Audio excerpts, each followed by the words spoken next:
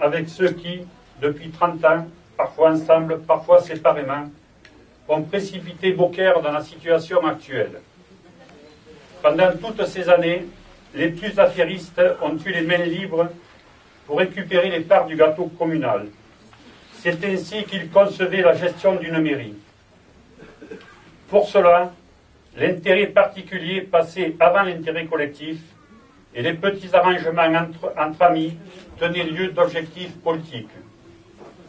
Le pire, ce serait aussi de voir les déçus de 30 ans de promesses non tenues se tourner vers l'extrême droite qui, par le passé, a montré ce qu'elle savait faire en matière de détournement de fonds publics, Toulon, Vitrolles, de clientélisme, Vitrolles et Marignane, de censure, de discrimination politique et de népotisme. Le meilleur, ce serait que Beaucaire retrouve sa quiétude, sa capacité à avancer tous ensemble.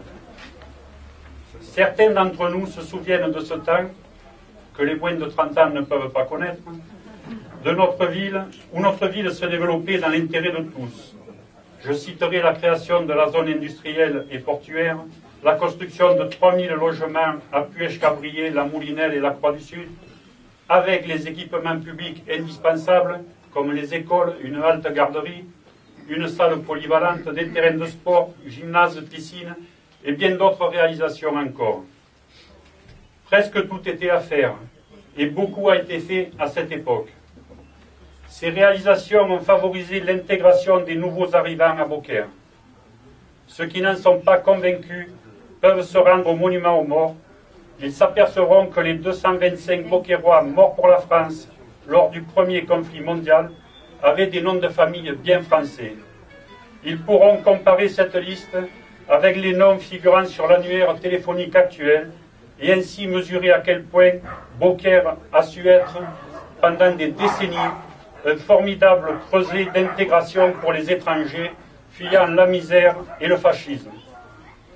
C'est ce que j'ai rappelé aux candidats parisiens du Front National le 11 novembre dernier, alors qu'ils faisaient la tournée des monuments aux morts gardois. Mais revenons au présent. Il suffit de traverser la ville pour s'apercevoir que ceux qui la dirigent depuis 3 décennies n'ont pas su faire face à la mission qui était la leur, poursuivre la dynamique qui était alors à l'œuvre. Préférant servir les intérêts des grandes surfaces, ils ont laminé les petits commerces de proximité qui animaient le centre-ville. Surévaluant les capacités des nouvelles technologies, ils ont saturé Beaucaire de caméras aveugles, mais ont laissé partir la gendarmerie et le commissariat.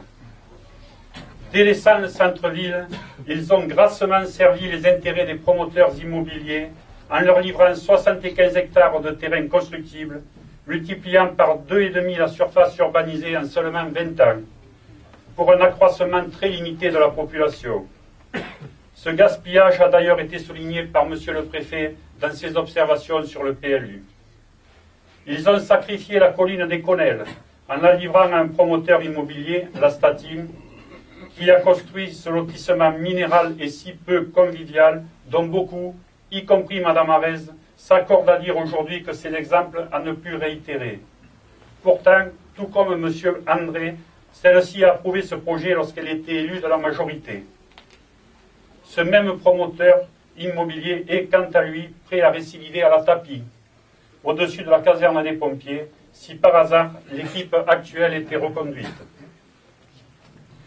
Indifférents aux intérêts de leurs administrés, Mme Arez et M. André ont laissé se dégrader le réseau d'eau potable en approuvant la reconduction du contrat de Veolia en 2007, sans exercer le moindre contrôle sur cette délégation de services publics. Jacques Bourbousson a poursuivi dans le même sens. C'est de tous ces constats, de tous ces combats, Canteperdry, Poweo, les Conelles, Veolia, le plan local d'urbanisme, qu'est née l'idée de prendre en main notre destin et de s'investir dans les affaires communales pour ne plus subir, pour être les initiateurs du projet communal, pour être dans la proposition, dans l'action. Notre investissement dans tous ces dossiers nous a donné une autre vision de la gestion communale, d'où notre slogan « Beaucaire autrement ». Nous nous investirons demain comme hier dans les dossiers communaux. Il faut en finir avec ces élus qui, en conseil municipal, sont incapables de répondre aux questions de l'opposition, se retournent vers les administratifs pour avoir les réponses, ou manient l'insulte pour masquer leur méconnaissance des affaires de notre ville. À ce propos, étant contre le cumul des mandats, et ce sera là mon premier engagement, je m'engage à ne pas briguer la présidence de la communauté de communes. Être irréprochable dans la gestion des finances communales. Alors que tant de Beaucairois vivent dans la précarité, le spectacle qu'offrent ces élus se livrant dans quelques restaurants locaux à des agapes payées par vous et nous, contribuables, est d'une indécence insupportable. Ces pratiques cesseront. Impliquer la population dans les grands projets communaux doit être un préalable. À cet égard, la façon dont est conduite l'actuelle révision du plan local d'urbanisme est l'exemple même de ce qu'il ne faut pas faire. L'explication des enjeux n'a pas été exposée à la population. Monsieur le maire lui-même confond PLU et certificat d'urbanisme lorsqu'il déclare le 18 juillet 2013 que le PLU ne concerne que quelques centaines de familles. Il a fait, une fois de plus ce jour-là, la démonstration de son manque d'implication dans les affaires de la ville. Pour mener à bien cette autre forme de gestion de la commune, je suis entouré d'une équipe qui, sur la lancée des élections municipales de 2008, a poursuivi ses activités au sein de Réagir pour Beaucaire. Tous les conseils municipaux ont été préparés avec soin. Je pense que les 3 élus d'RPB ont répercuté fidèlement ce travail préparatoire lors des conseils municipaux. L'implication dans les dossiers communaux ou intercommunaux est déjà une réalité pour nous depuis 6 ans. C'est loin d'être le cas pour nos adversaires. Sur des thèmes tels que l'urbanisme, les délégations de services publics, Veolia notamment, mais aussi le SPAN, les finances, la sécurité, les déchets, l'environnement, nous avons plusieurs longueurs d'avance, tant nos concurrents rechignent à mettre le nez dans des dossiers épais, complexes, mais passionnants. Nous le constatons lors des conseils municipaux, où nos divers opposants attendent souvent nos interventions pour s'exprimer, en reprenant à leur compte nos arguments. Le sérieux, la connaissance des dossiers, c'est la marque de fabrique de Réagir pour Beaucaire. Même nos adversaires le reconnaissent et l'expriment. Il est temps maintenant de parler de notre équipe qui va se présenter en mars prochain devant les électeurs. Elle est clairement ancrée à gauche. Elle en réunit toutes les composantes. 7 candidats sur 33 sont encartés, soit au PS, soit au Front de gauche. Nous avons le soutien officiel de ces 2 formations. L'écologie y a toute sa place. J'en profite pour remercier Chantal Milesi, militante très active du Front de gauche, Juan Martinez, vice-président du Conseil général du Gard, et mon ami Sylvain Pastor, qui nous a rejoint, un écologiste de cœur et bien connu sur le département. Je les remercie donc pour leur présence ici ce soir et leur soutien tout au long de cette campagne. La particularité de cette équipe est d'être composée de personnes impliquées dans le milieu associatif local, que ce soit dans les associations de parents d'élèves, dans les associations sportives, culturelles, dans le syndicalisme, dans la défense de l'environnement, les associations de quartier, l'aide aux handicapés, l'humanisme. Ils sont déjà au service des Beaucairois. L'immersion dans la vie associative est le reflet de leur ouverture aux autres, de leur capacité d'écoute et d'analyse. Et c'est là, sans doute, le ciment qui nous unit. Les soucis quotidiens des Beaucairois, la précarité, l'exclusion, mais aussi les incivilités, les problèmes de stationnement ou de circulation, la gestion des déchets, les problèmes de sécurité, nous interpellent et nous concernent. Nous sommes des acteurs de terrain et les solutions que nous avançons dans notre programme sont des réponses locales, simples, réalisables, pour faire face au désordre global lié à la mondialisation. L'éducation des jeunes et des moins jeunes est pour nous la clé de l'apprentissage à la citoyenneté. Des moyens accrus pour les écoles existantes et pour la construction de nouvelles écoles seront mobilisés. De vrais éducateurs, diplômés, seront sur le terrain. Une réunion publique sur ce thème est prévue le 7 février à 18h30 à l'école de la Moulinelle. Les associations sont aussi le moyen de répondre à la montée des individualismes. Nous serons très attentifs à leur accorder toute la place qu'elles méritent et à les soutenir au quotidien. Dans le domaine de l'urbanisme, nous favoriserons la densification de l'existant et stopperons l'étalement urbain qui coûte si cher à la commune. S'agissant du centre-ville, sa redynamisation ne sera pas une chimère comme celle affichée par la droite qui nous promet depuis 30 ans, à chaque scrutin, des investisseurs providentiels et de nouveaux habitants illustres. Nous commencerons en amont par la révision du plan de sauvegarde et de mise en valeur du patrimoine, dont les données démographiques, la base de travail donc, aussi incroyable que cela puisse paraître, datent de 1982. Pour illustrer le manque de volonté municipale quant à la revitalisation du centre-ville, il suffit de se remémorer que l'acquisition par la commune de l'îlot pêcheur date des années 1980. Îlot qui, depuis, se dégrade irrémédiablement jusqu'à tomber en ruine. Les modes de déplacement doux, piétons, vélos, seront privilégiés et développés à travers un plan communal de circulation. Leur vocation sera le lien entre les quartiers, mais aussi entre les habitants, toutes générations confondues. Nous mettrons en place un vaste programme de jardins familiaux qui aidera à lutter contre la précarité. Dans le but d'améliorer le service rendu aux Beaucairois, la formation du personnel communal et intercommunal sera une priorité.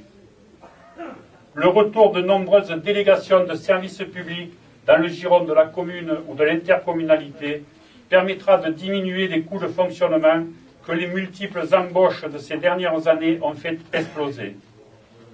Nous associerons les Beaucairois aux manifestations culturelles afin qu'ils soient acteurs de la vie associative beaucairoise. La ville proposera enfin des spectacles de qualité s'adressant à tous, jeunes ou moins jeunes. Les traditions taurines y auront toute leur place.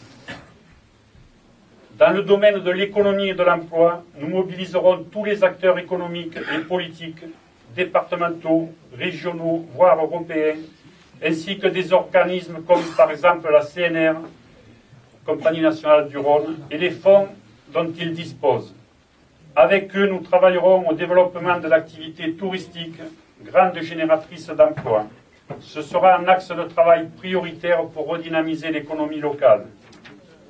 Avec eux, nous travaillerons aussi à la création d'une plateforme multimodale afin d'augmenter l'attractivité de la zone industrielle et de mieux en tirer parti.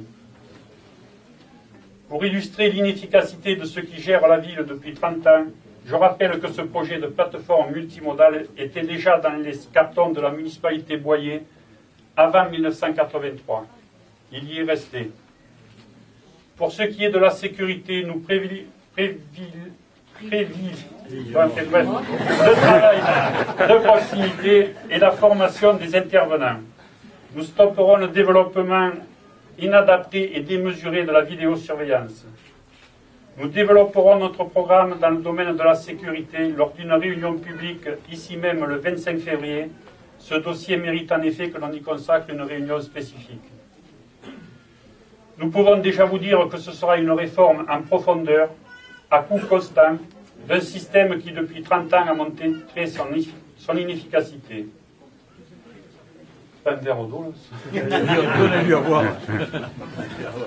Les finances communales seront gérées avec rigueur, car il s'agit là de l'argent de tous les Beaucairois, et nous serons les garants de la bonne utilisation de ces deniers publics. Nous avons dans notre équipe des personnes qui, pour nous, sont des références quand on parle de gestion rigoureuse. En matière d'augmentation des impôts locaux, les donneurs de leçons de la droite oublient de dire qu'en 2003, Mme Arès et M. André ont augmenté les impôts locaux de 23%. M. Bourbousson, quant à lui, en 2010, les avait augmentés de 11%.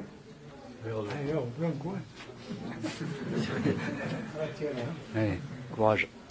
À bientôt fini. Voilà en quelques grandes lignes ce que nous proposons aux Beaucairois qui attendent un vrai changement de cap. Rigoureuse et ferme dans la gestion, généreuse dans l'action, pragmatique, notre liste est porteuse des vraies valeurs de la gauche. celle qui place l'humain au centre de ses préoccupations.